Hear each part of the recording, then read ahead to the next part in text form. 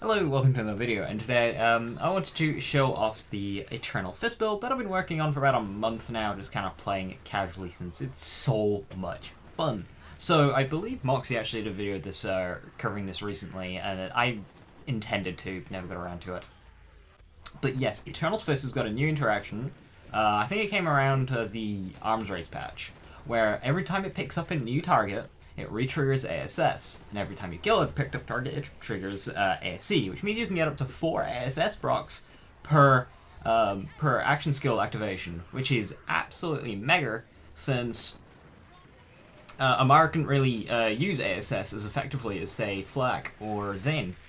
But she can now with Eternal Fist, and it's really fun. It's so destructive. So, in terms of like ASS shields, the two that I've been using have been the Void Rift and the Frozen Heart. If you've got any more ideas, no, not Stopgap, that's boring. If you have any more interesting ideas, I'd love to hear what shields with ASS you like. Of course, Stinger is pretty good. The problem with if you go with the Stinger spec, you need Eternal Fist to pick up the target that's in range. If it's not, then you end up being a little bit stuck without just using a Face Puncher, which is boring. But yeah, any shield ideas, be sure to toss them in, because I'd love to try more shields out with this, because I've been loving the Void Rift. So, with this Destructive build, I'll quickly go over the spec here.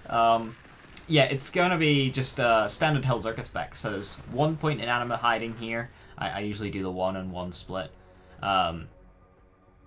Just because I like having 1 point of infusion at least, but I don't like to go too heavy if I'm using Splash. Which we are doing. We've got 4 points of Conflux hiding behind here. No points of Clarity hiding behind here. Then we go Purple, Unweave the Rainbow.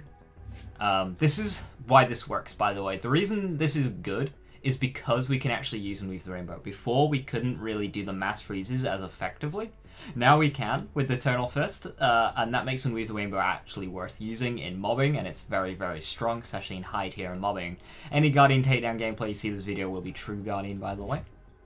And then a very standard blue tree, although we do not have Laid Bare because Eternal Fist doesn't proc Laid Bare, unlike Ties. So we can spare some points here. Now, I'm running High Violent Tapestry. This is for the Void Rift. If you're using the Frozen Heart, you can put those points into Alacrity, and potentially 2 points in Clarity to unlock Blight Tiger. And yeah, that's the spec. Very standard Phazerka spec here. And it's all about Unweave the Rainbow. If you didn't know, this is Amara's times 31 scaling skill. Times 31, it's very, very busted. It requires a frozen enemy, and for you to deal splash damage against it. So it's very, very specific, but it's good. Unfortunately, Eternal Fist does not re-trigger Stillness of Mind, so we're using either Soul Sap or Allure. I use Allure just because it's funny, but yeah. If you don't like the Singularity, you can just use Soul Sap. And then yeah, as for guns, it's literally just like splash damage weapons, so like Critical, Bloom, Beacon's very strong, Bloodstarved Beast is amazing, Flipper is really good, especially with that cryo efficiency. Flipper's probably the best gun to run with Void Rift. And then if you're using a ASS Frozen Heart here, you can run non-cryo guns. Because the Frozen Heart covers freezing, you can run non-cryo guns and run, say, like a Plasma Coil. Or a proper element in your Beacons and Bloodstarves, etc. Trevenate is good as well, and Sandhawk is just an absolute beast. You do get stuck on anointed enemies, that's why I have a light show which I swapped to, just to take down anointed enemies. Sandhawk's good for that job as well. And yeah, I'm actually using a Chaos in here. Because the times 31, you can actually use weapons that you wouldn't normally use. And because Amara's accuracy and handling boosts, they actually make the Chaos quite usable. It's a lot of fun. The rest of the gear, as I say, you go either between Frozen Heart or Void Rift for me so far. This grenade just for the extra, and I also like having radiation here for the red explosions, makes it much more cathartic. Splash radius and cooldown is probably going to be the two most important ones here. Splash damage isn't actually that important because Unweave the Rainbow, the bonus element there doesn't get splash damage, and that's the vast majority of your damage. So you can run just weapon damage or anything in that third slot. And for the artifact, if you're running Frozen Heart, you don't need the cryo efficiency of Icebreaker, and a Pearl works out to more damage. However, if you are running Void Rift or anything that's not a Frozen Heart, you can run the Icebreaker Vic Rush. Icebreaker Vic Rush is good anyway because of the cooldown rate. But yeah, if you're running Frozen Heart, the Pearl definitely does work out to more damage. That's just the Mara things. But yeah, either of those two. The bonus efficiency on the Icebreaker is fantastic running the Void Rift. The reason why the Void Rift is good is because the Nova does a little bit more damage than the Frozen Heart Nova. And it just tosses enemies around. It's so fun.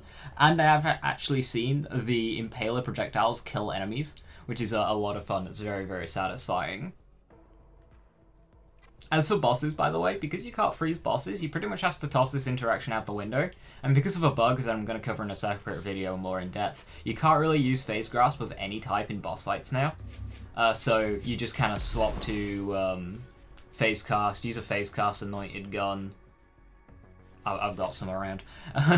With just like an old god and a proper Piss Grenade and a Pearl.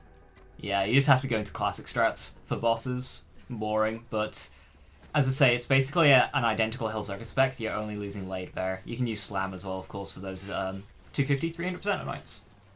So yeah, that pretty much covers it in terms of my commentary. As I say, this is a lot of fun. I highly recommend it if you're bored of Ties That Bind and you want something a bit more fun. This mobs faster than Ties That Bind. I'm able to get through the true Guardian Takedown mobbing encounters much, much faster.